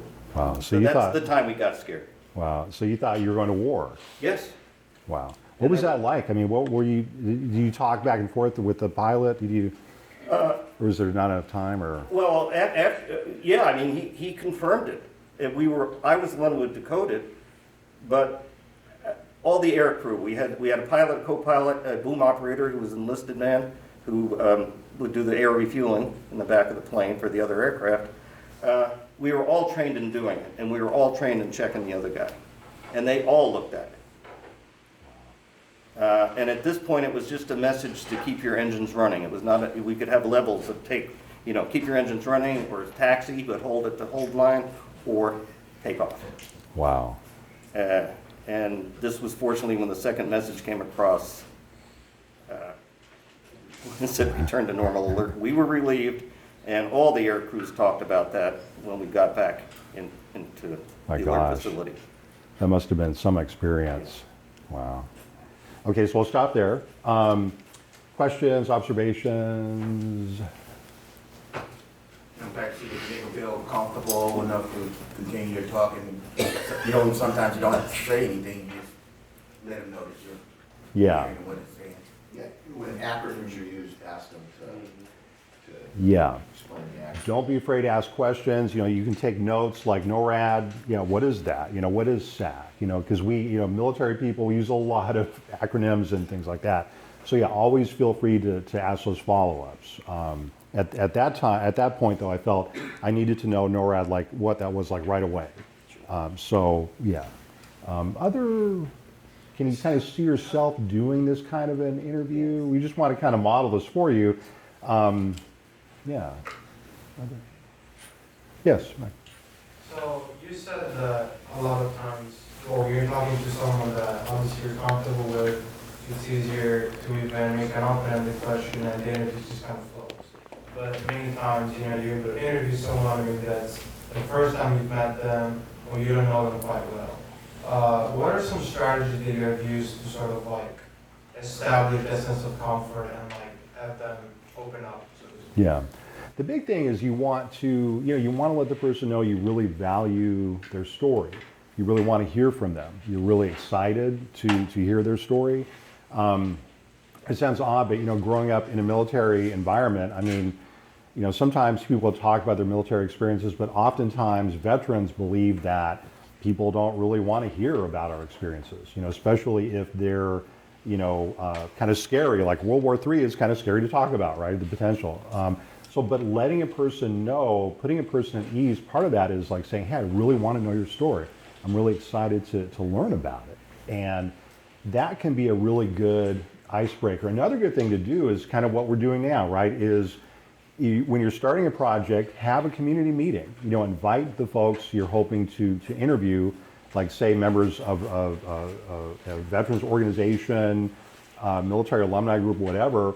Just have coffee and donuts. By the way, donuts go a long way in building friendships, right? And just kind of hang out before you even necessarily do an interview. And those can become like really good icebreakers. Yeah, really good question. Stuff. Oh, you mentioned 1981 when you're talking about probing some of these experiences. Getting an actual in 1981. Just to reflect what was going on then. We had shunned the Soviet Union, did not show up in Moscow for the Olympics. Reagan was president. He was calling them out as an evil empire. They had invaded Afghanistan. Getting an actual at that time, wow.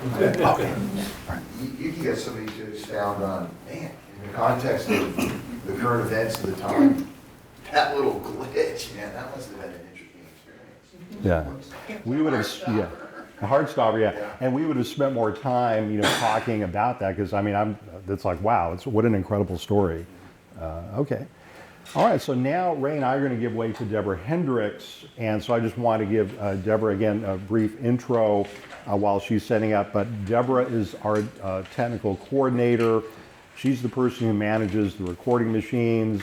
She uploads the interview material. She's also a videographer, a skilled filmmaker, and so she's going to take us through some of the nuts and bolts of the interview process. All right, Deborah. Okay, thank you.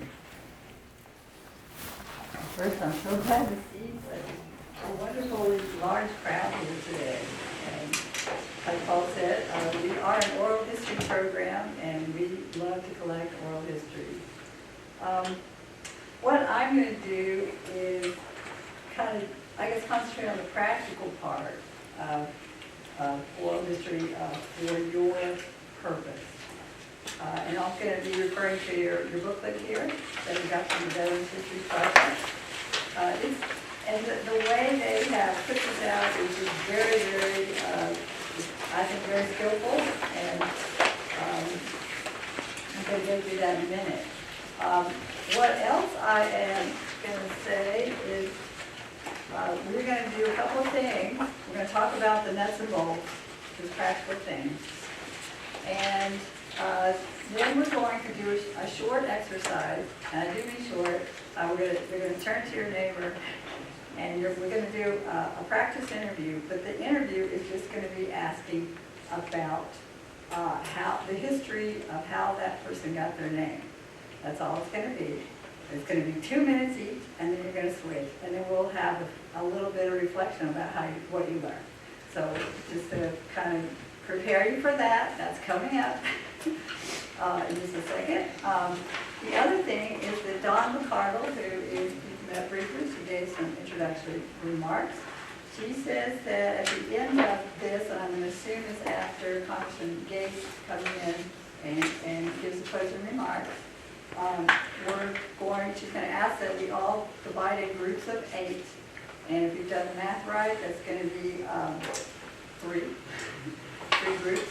And we're going to go in and we're going to interview an actual veteran, and they're going to do an actual interview. So that's coming later, probably after the break, I'm guessing, for the break that we have. So all these things I've prepared you for, just gut up and do it, and so we can do it. So before we're just going to be turning to some of these pages here. I heard some interesting, I get a chance to wrap up a lot of this, so I get the last word, awesome. Someone asked a question about the time of the interview. How long should it last? Well, in my view, it lasts as long as it lasts. So we don't, having a timer there and glancing at the timer, I think that's a big no-no in my book, because what does that say to the person that you're interviewing? Well, your story's good, but it's just going to be too long, so we're going to have to cut it off. So in oral history, we never do that kind of thing. We make, I have found, I've listened to a lot of oral history, that after about 90 minutes, let's just say that's a rule of thumb, both of you will get tired, and make no mistake, you as an interviewer, this is like running a marathon, because why?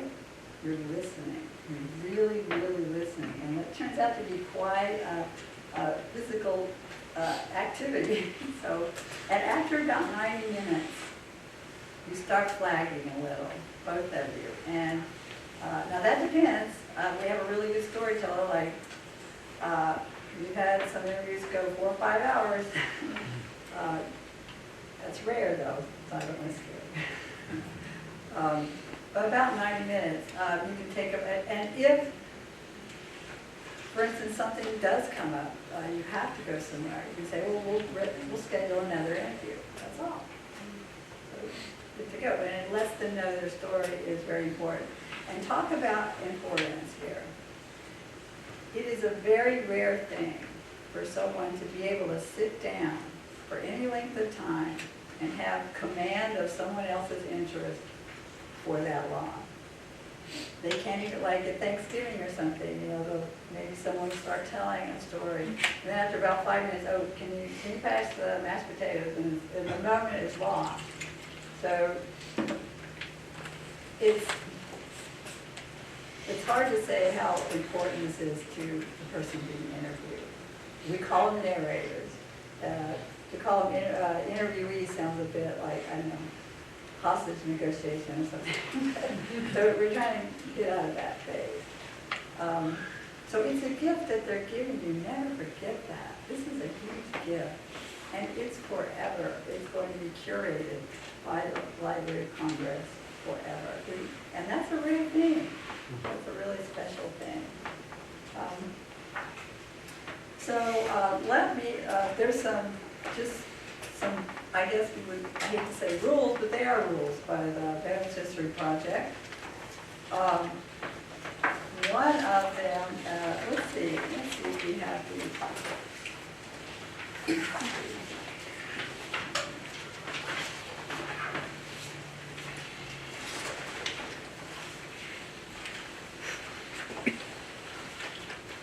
Paul had mentioned that they do require 30 minutes, and that's true, because I've sent them in a little short, and they say, well, go back and get another few minutes.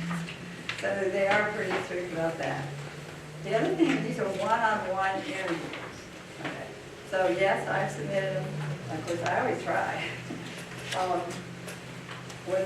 Maybe they had 2 veterans that wanted to be interviewed together, and that's pretty common. But actually, the Veterans History Project only accepts one-on-one. And they have rejected that. Now, that doesn't mean we'll take them, and we put them on our library website, so we curate them in that case.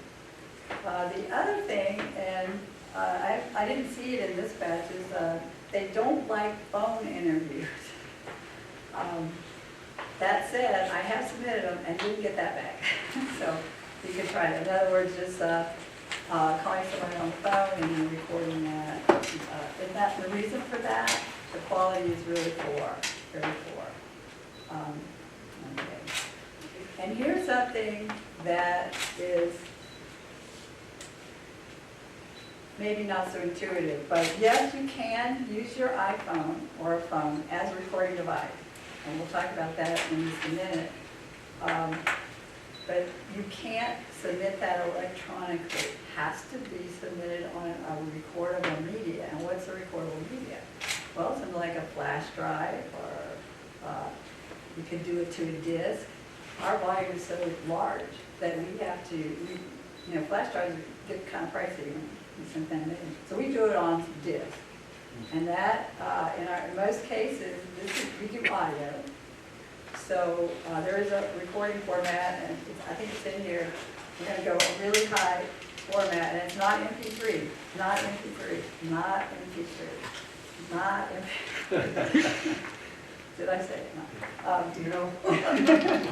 It is going to be at a WAV format, and it is at least CD quality, which is 44.1 as far as the bit rate. And the bigger the better, as they say. But what happens when you record at a higher bit rate? You use a lot more file space, so that's a consideration. Especially WAV, which is uncompressed, and that is the archival standard, by the way. There's not that many archival standards for media in all the country, especially video. It's the Wild Wild West out there for that. But for audio, they have actually come down on WAV format as the archival format moving forward. And that said, that will change over time. That's why it's really, really, really good.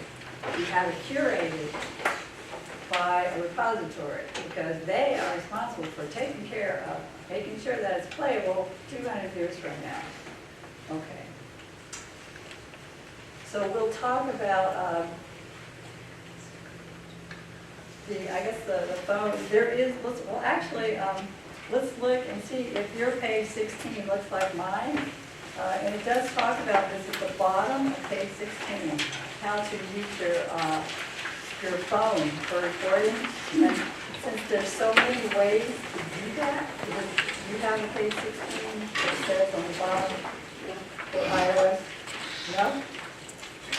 You do? Okay, good. The reason they change this stuff sometimes, I'm not sure. But I'm going to let you guys, if you want to use that's fine. Let me just say this, we went to an OHA, which is the Oral History Association, which in this case, the Veterans History Project partners with, and that's where we come up with a lot of best practices and that sort of thing. So it's a funny thing that the Veterans History Project actually made a presentation it says, please don't use your iPod. That was the presentation at the symposium. And the reason for that is what I'm going to tell you right now. In audio recording, or especially audio recording, proximity is everything. Is everything. So I was going to point this out when they were doing this interview, that actually they were too far apart for a good audio recording. So you want to get typically a comfortable speaking distance. That was, to me, that was a little farther apart. So the further away you get from your pickup, the quicker it sounds bad. So the closer you get, it sounds really good. So what does that mean? So if you were to use, I'm just going to assume most people don't have dedicated recorders like this. These are just, they're kind of inexpensive, but these are we use professional level recorders because these do require very high resolution, say. But I think the phone will be okay if you do this. If you just, and this is hard, you're going to have to pretty close, right? So I don't know, to me that seems, but it's up to you. Of course, they take anything, but getting a good quality recording, like what you heard off this morning, those were good quality recordings. And why? It's recorded on things like this. So it's, ultimately the most important thing is to get it. So, but just that one little trick, just holding it close, that's it. You might have a stand maybe, you know, that you can get a little stand for these iPhones or any phone. Just put it close. If you only have a choice of recording one person well, record your narrator well, you know, closer than you. I think in Dr. Ortiz, when he was interviewing his father, did you hear sometimes he sounded a little further away? Well, he was. But it was still understandable. Okay. So another thing that's really important, and one of the requirements, on one of the handouts, I don't know if everyone got one of these, but it is, this is what's called an audio recording log. And this is something that you guys are able to do. This is just an example of how it could look. It's very subjective. And all it is they want you to record the time where you're paraphrasing what's happening. So, and they're all kind of different. I'm giving you kind of a mix-up, so they're not all the same. It gives you an idea of how to do your audio log. That means you're going to have to listen to it and note the time, a timestamp, and just paraphrase, like this one. In 5 minutes, this one says, father and mother meeting. Father's farm was right next to mother's. Met when they were children. And these are the ideas that come up in your interview. So in your guide here, they also, you can use these just as well. On my page 11, this is it's the same thing. And 12 as well. So what we did was we just kind of modified it so that it was just on a Word document kind of thing. So that's something you can do in pencil, whatever. You don't have to type it out necessarily. So whatever, however you want to do that. But that's one of the things you'll have to do after the interview. But that said, one of the big positive things here is that the office here is going to be responsible for getting the package together and sending it out. So that onus is off of you, and that has turned out to be the biggest deal breaker for this project, is getting all these things together and getting them out. So in other words, you probably have to, if you used a phone or any digital device to do the recording, you'll just bring it here, they'll take it off. They will be the responsible for putting it on the recording media and sending it. So I think this might be, did you get, when it says submit? Yes. And so that's how you do it. So it does say in your booklet that you will be sending it, but you're not. This is a huge plus for the success of this project right there. So but you do have to do the audio work. Okay. And that's kind of fun, I think. And like I said, very subjective. There's no right or wrong way to do it. However you like to do it. You can just take a blank sheet of paper and write it on like that. Well, the nice thing is you've given us, this is also Xeroxable. Yes, it is. So, you know, if I notice it all comes out of here, you could actually store your master copy and you always have the ability to have a clean copy to go with you, remind you. Yes, yes. That's, in fact, that's what we do. We don't use a brochure for each and every interview, but we do a lot. So we just make copies. So, so let's back up just see if I can watch out for my time here. Okay, yeah, better hurry. So they're going to be responsible for most of this, but you are going to be responsible for, let's look at page 7, the biographical data form. That is required. It's really easy. Also the release, the veteran's release, which is on page 9. Very easy. They cannot upload it without that. And also, guess what? Your signature is required too. And that's on the reverse of that on page 10.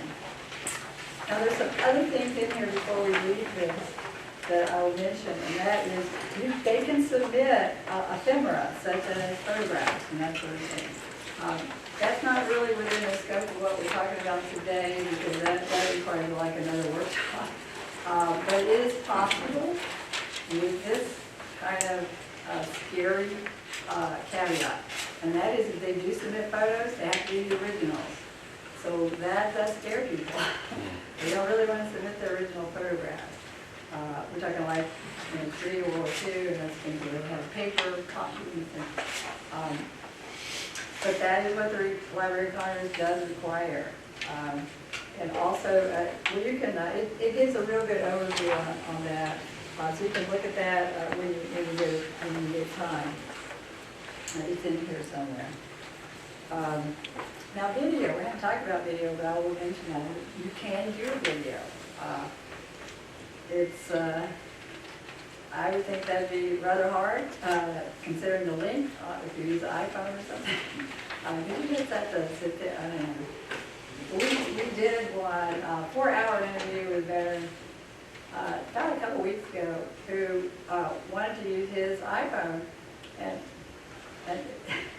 so we had a little stand, and I said, okay, you can record it, but we're just doing audio at this point. I'm glad because it was 4 hours. So I noticed, I didn't want to point this out at the time, but sure enough, he moved right out of the frame. And so most of that interview was just audio anyway, because he was over here. And so I guess you found that out by now. There's some bad news, you just think, why not? Go there. Okay. Let's see if I... let me have a show of hands, potentially, if you do decide to move forward and do these interviews. Can you, what kind of recording device do you have in mind for yourself to use? I just want to get an idea of what. I'm a volunteer at the VA, and I've been doing my life, my story interviews for them, and I just downloaded the app on my iPad and my Android because I'm going to have backup. Okay. So that seems to work. To record? Mm-hmm. Have you recorded for like a 90-minute interview or something? Ooh. See, there you go. Yeah, they have been. actually, I'm sorry to break in real quick, but as far as these interviews, I don't think we mentioned this, but this goes without saying for us, but I think we should say it, is when you do oral histories, we don't edit anything out. It is here and here. Everything is in it. So a lot of times, you know, when you're doing a finished piece, no, you don't want to do that, like for instance, that podcast that you saw. Okay. So I guess that's my key. So basically, if they use a lot of profanity, that's just fake. It's in there. And they have to worry about it. And they do, you know. That's history. That's history. It's real. You know, it's every day. It's real. So we have that. That's the cool oral history. Now, why would we do that? I mean, why wouldn't we cut it up? Because, you know, there's plenty of parts that say, well, you know, they don't need that. Somebody might need that. Somebody might need that. And that is, if you're doing a production, probably that's what they're designed for.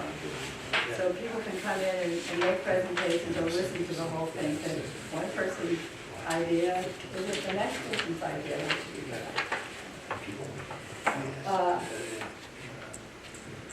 Okay. Let's, do we have time to do that little exercise? Okay. I don't want to, because you know, we love oral history, we can talk about this for we do. We still You can always come back too. Yes, and I have to say, I've been working the oral history program at UF for about 20 years. And I feel like I'm the most privileged person in this room because I get to hear these stories every day. And I promise you, it changes you. It changes you for the better. And I will say this, once you start doing these interviews, it will change you too. Because it's just, I mean, when you have the opportunity this day and age, or any age really, to have these conversations at length about someone's life. And we have heard over and over and over how important this is to be able to share these stories and have them recorded forever. There's no words I can't really describe. Okay, well, let's do our name game interview here. So let's see, how can we go? I'm gonna do it for 2 minutes. I'm gonna time you guys. 2 minutes is all you get, and you're just gonna take notes. And the only question you have is, how did you get your name? That is your only question. So we have, is everybody, okay, you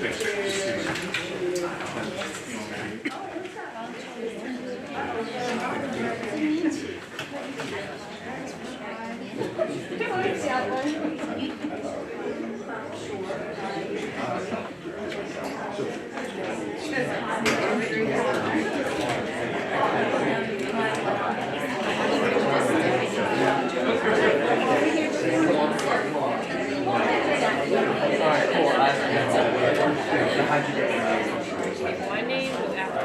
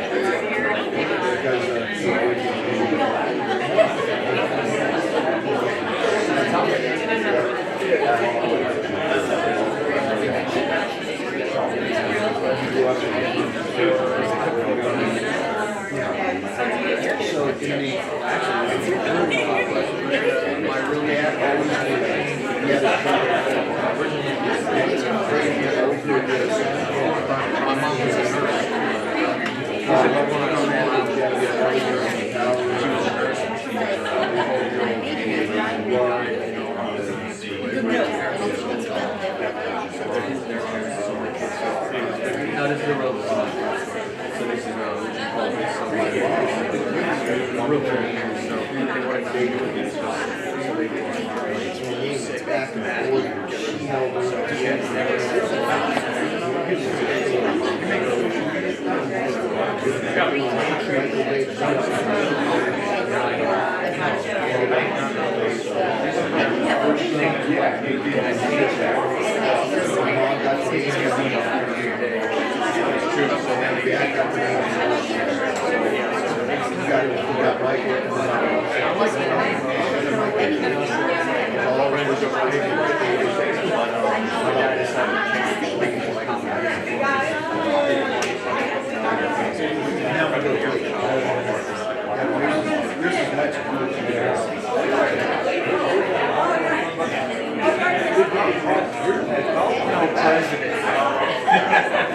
kind of hard to show in first.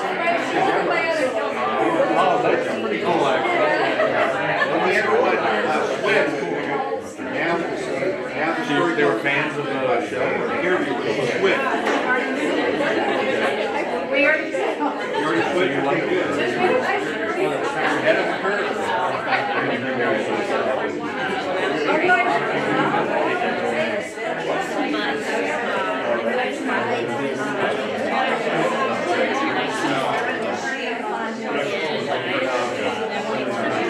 Okay, 1 minute here. 1 minute warning.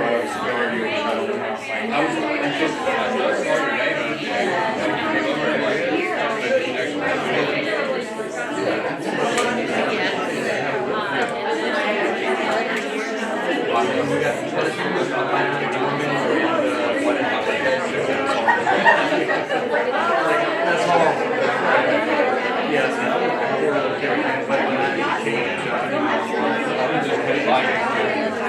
I'm gonna ask my parents this year.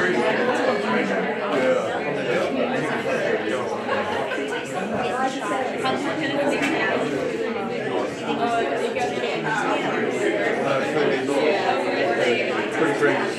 Yeah.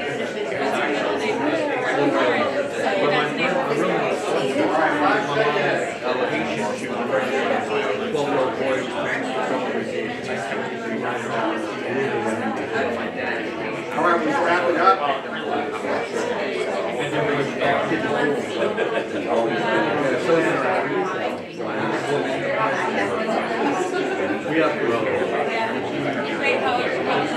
From the wrapping up.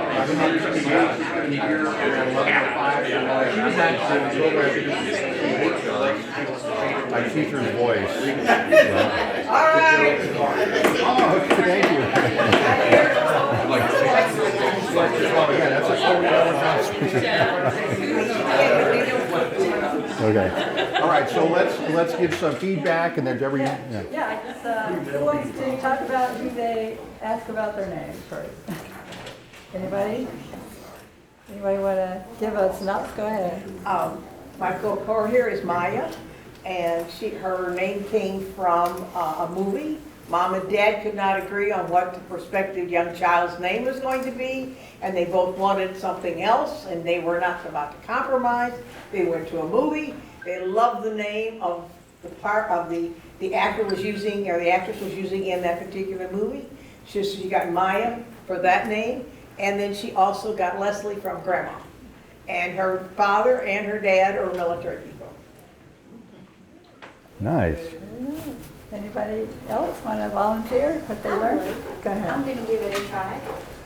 So I had the pleasure to meet Mr. Moore, who goes by P.T. Moore, and he's Irish family and named after St. Patrick and St. Timothy, which is also, St. Timothy is the blessed one. It means the blessed one? Honoring God, thank you. When he served in the Navy, was it SEALs? Through SEAL training and diver training, he was dubbed PT as in Moore PT. So more Physical training. Yeah, remember get the abbreviations, yeah. Thank you. So physical training, and hence he became, instead of PT more, it was like more PT. Like more PT drill sergeant. And as an Army veteran, I can relate to that. Nice. So it's a beautiful interview because I shared, I didn't share this, but my maiden name is Josephat. So when I was in the Army, my drill sergeant called me Jumpin' Jehoshaphat. So we have that. So. Oh, okay. Anybody else want to? All right. So we have some time to answer questions or talk. We could do review if folks want. Again, the Congressman is going to be here at 11:05. That's the latest I've heard. One thing I do want to mention is, I mean, there's a few common sense things. When you go to the movie theater, there's a number today to see any kind of movie. There's a number of trailers. You know, silence your cell phones, turn off your cell phones. It seems so common sense, but make a note, and because it's not a thing we normally do, right? But when you go into an interview, you do not want to be, you know, doing the thing. And see, this is what I love about oral histories, right? Like, you know, you don't want to be looking down at your cell phone. You really want to pay attention to the person that you're interviewing. So make sure you ask politely the person you're interviewing to turn off their cell phone if they have a cell phone as well. The other thing too is to think about like room noise, ambiance, and to think about the environment you're doing the interview in. Now again, Deborah's the expert on this. Is this a good room to do interviewing, you would say? No. No, why not? Too bouncy. There's Okay. too much reverberation. I'm a hearing specialist. Okay. It's too much reverberation in the room. And one thing that's happening right now is we are looking at you, and if you were I was the interviewee, that would be good. Not good because I can't see your face clearly, because all that bright light is behind you, so you want them to be where the light is good for both of you. You want them to be able to see your face so that you don't cover up your lips. Yeah. Particularly you gentlemen with the mustaches, you remember that your lips are not as easily seen. To hear the difference between the end of a word makes a difference. One of the words I use is, did you put the cap out last night? But I hide my face. The normal response of that would be, I don't have a cap. Or, yes, I put the cap out last night. I said the word cap because I want them to understand that one of the problems is those ends of words, they're not hearing. So it's a problem, but this is not a good room. You want a smaller room, and it's not too bouncy. It doesn't have a whole lot of windows to bounce sound off of. Yeah, that's really good, excellent points. I'm glad you made those. And other things to think about, you know, we're in the South, ceiling fans. Okay, so In background noise. And normally we don't even notice them. They're just kind of constantly going, but ceiling fans will show up quite a bit. They love it.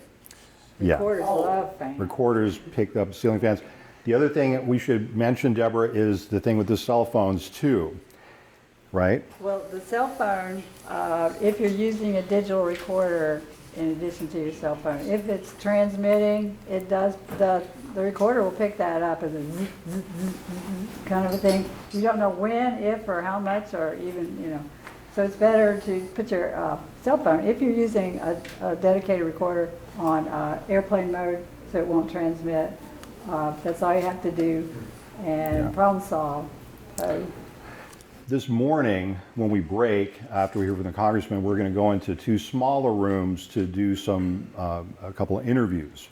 Now, we're going to use, or y'all are going to use the equipment that we brought from the University of Florida, and then we're going to talk to Don and other folks about, you know, what you're going to want to purchase.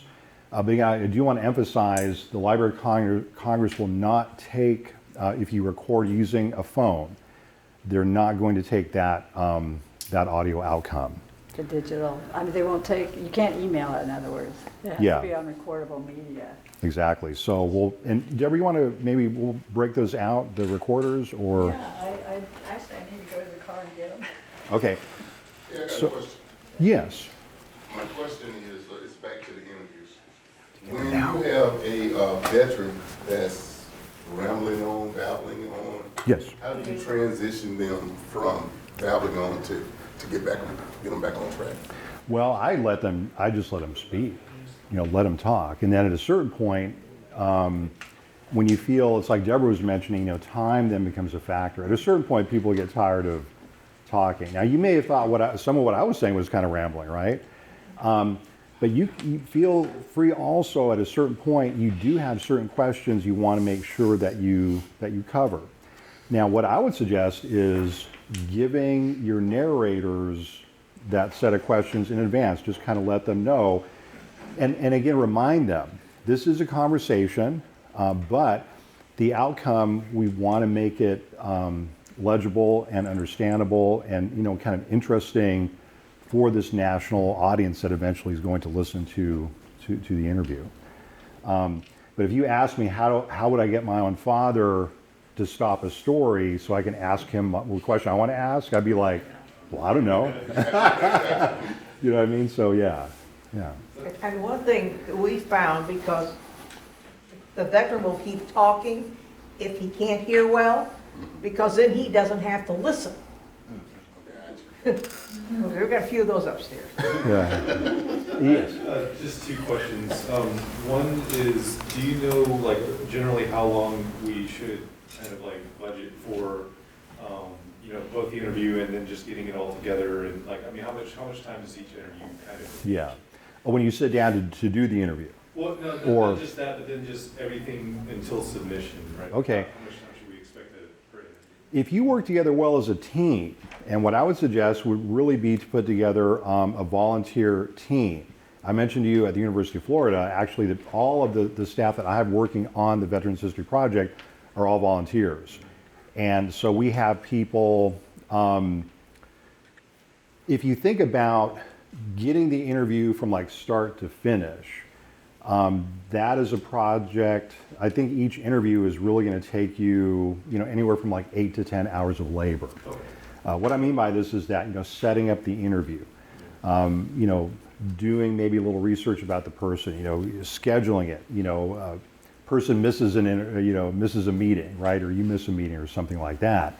And then it will take a little bit of time to get it ready to send to the LOC.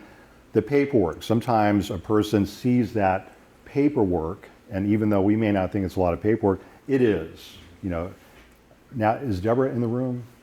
It is a lot of paperwork, okay? If she was here, I wouldn't say that, by the way. So sometimes people will look at that paperwork and they'll be like, oh, I don't have time to fill it out, come back, or, So sometimes we'll cheat a little bit and just give the paperwork to them in advance and let them fill it out. The other thing we didn't really talk about, if we did kind of a part 2 for the workshop, we would talk about transcribing. And so you'll want to think about, we would be honored and happy to deposit your interviews at the University of Florida Archive. But in many ways, it probably makes sense for them to be deposited at UWF or another more local repository. And so transcribing the interview, which we encourage people to do, that also will add pretty significantly into your, into the kind of the time load. Again, most of our transcribers are, people who are retired. Some are retired veterans, retired teachers, retired faculty. Listening to these interviews, you can just kind of imagine it's really fun. And I just want to encourage you to think about educational settings to use these interviews in. I mean, don't just send them to the LOC. It's wonderful, don't get me wrong, but why can't we use these for local educational public programming? That's what we've been able to do in Gainesville, getting some of the materials into the schools, the documentaries. Sometimes teachers will be able to, dedicate a class session to listen to the interviews. Sometimes we'll actually send a veteran in to talk to a class and play a clip from someone else's interview, right? So think about how you can use these locally. Today we've been focusing on the Library of Congress. That's what we were asked to do. But how can these interviews change your communities here? How can they make an impact? Because Deborah is right. These will change your understanding of the world that you live in really quickly. It's just an amazing process. Other? So this, I'm sorry, the second question I had was, so looking at like the digital recorders that are available and things like that, is there a certain size that we should be looking for, like 16 gig, 32 gig, like what's the? Deborah's going to bring in, the recorders we were using yesterday, we're just going to bring them in, and she's getting them right now. So she'll kind of go over them with you. She'll have an exact nomenclature for you. And their machines, they do cost, they are pricey, they do cost you a few $100s, but again, that's why my understanding is you're going to have a kind of a collective project under the Congressman's purview, right? So get them to purchase some digital recorders. And Sarah's staff kind of saying, yes, yes. Because again, you want to get people out of that mindset of doing the phone recording thing. Like, I've recorded stuff on phone in an emergency basis, but it really, for many, many, many reasons, is not ideal.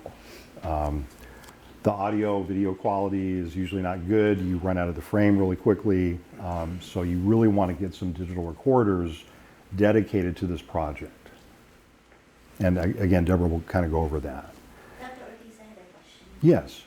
So and I apologize to everyone for coming in the middle of the session. I drove in from Biloxi. But Welcome, nice driving. Hey, Dr. Becky. So I'm thinking to interview my dad.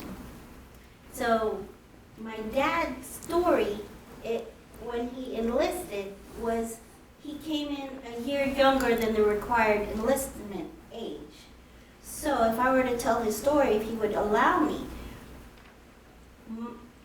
if he were to hesitate because he were found out, I mean, are there possible repercussions to him sharing his story after 26 years of service in the Navy? I think that's moot, but... No. No. He's not the first, he's among the many. No. I mean, yeah, the short answer would be no. However, this brings up a good question. We should, again, make sure this is part of the ethics of oral history. Remind the people that you're interviewing, that we're interviewing, that eventually the interview will be on a national site. Anyone will be able to listen to it. And this is why I stress the educational part. You may want to decide as kind of a community, hey, we want to try to pick a certain number of these to play in the schools for Veterans Day activities or something like that. And just remind the people that you're interviewing, hey, once you sign the paperwork, this is a public document. Okay, so that might, and then your father may decide for his own reasons, oh, I would prefer not to share that information. So again, let him, give him the option. So no bank robbery stories. So yeah, the bank robbery story, exactly, yeah. Safer than other types of stories, right? Other questions or thoughts, or are you thinking about who, I mean, we're going to break to do a couple of interviews here, but in the workshop, has it given you ideas about how you kind of want to get going? How many of you are going to be working I assume that a lot of you are going to try to work together. Is that the idea? Actually, I'm in from Biloxi myself, so. Okay. We got the Biloxi connection. Yeah, I know I actually have a St. Louis connection. All right. But we don't work together even closely because of the different types of jobs that we do. But we can come together with something. We didn't even come up with a quiet room to interview him, as you know. Nice. Okay, so Deborah has the recorders. So Deborah, you want to bring out the recorders, and we'll go. We were talking about the issue of digital recorders. So we're just going to kind of break these out, and we can even just kind of pass them around. And we are going to be using them after the break to do the interviews in the other room. And just so you get kind of a feel, these are really nifty recorders. No, this is, you won't be using this is just what we're going to use today. Yeah. But Deborah, I was telling them, get the congressional office to purchase some recorders. Yeah. He's always got money. Yeah. How much do these cost individually? $700. Okay, so $700. How much is one you have up there? 700. This one? Is that the same? Yeah. It's not the same. This one's about 400. I can do that. Yeah. This one has problems. I would recommend I thought you did. it. It's just a prop. It's a prop, okay? It doesn't work. So a few things with these recorders. One of the things that they plug in, there's also batteries. We always encourage people to use an electrical outlet. You know, have the batteries there for a backup. But digital recorders go through battery power pretty quickly. And I had to learn this the hard way, because when I started doing interviews with these machines, these were analog and they were cassettes. But the digital, again, drains out even, you know, alkaline batteries very rapidly. So always have an outlet, always have a plug-in. What are some other kind of rules of thumb, Deborah? These are really specific for these recorders. These particular ones are very sensitive, so that's why we like them. All right. So we'll go and wrap up for this part. And like I said, after the Congressman Gaetz speaks, and again, we're honored and privileged that you're here, sir. After you speak, we're going to take a short break and transition over across the way to 2 small rooms where we'll actually get a chance to do some interviews. So Don, why don't you... Thank you all very much, Matt Gaetz. I just want to say thank you for coming and being a part of this. Thank you to Dr. Ortiz and to Ms. Hendricks for participating and training everybody up. When we had the terrorist attack at NAS Pensacola, I was in this position of having to explain to people all over the country what the military means to us in Northwest Florida. And I had to explain that the military is not a feature of our community. It is the defining characteristic of this place. And that makes where we're from and what we do and how we get to interact with folks very special. You know, living around here, it informs on every aspect of your life. I was thinking as I was driving over, you know, when I played ball, it was somebody in flight bags showing up to teach us how to throw and hit. When, you know, I have to have someone watch my cat, the lady who watches my cat at my place trains sailors and Marines how to disarm bombs.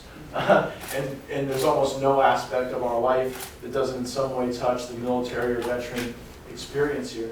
It's also in the economics of where we live. You know, the military is 50% of our GDP, billions of dollars in contracting. The reason quality of life here is so great is because we embrace the mission and our contribution to the fight. And why I'm so excited about the Library of Congress mission here and the University of Florida Oral History Project is that this intensifies our commitment and our connection to the thing that defines us. And it allows us to live among heroes and to be able to refine those stories. You know, when I was growing up, living over on Choctachi Bay in Niceville, the guy who taught me how to fish was this General Fred Dreyer. And so I got to learn about patriotism and how to catch speckled trout at the same time. And I don't know if we caught that many trout, but I sure learned a lot about this great country and the way that the people around here have really illuminated our patriotism, and we make sure that we can all live better lives as a consequence of those types of interactions. So it's kind of like we've got all these raw gemstones around Northwest Florida, and the project that we're doing here allows us to find them, polish them up, and make sure that they're preserved and enjoyed, and that they enrich all of us together. And you know, we're kind of good at treasure hunting in Northwest Florida, whether it's University of West Florida out there digging around in the bayous and finding some Spanish vessel, or the work we're going to do to make sure that we preserve and restore and cherish the experiences that veterans have had. So happy treasure hunting. I look forward to joining you in the endeavor. Thank you guys very much. All right, thank you.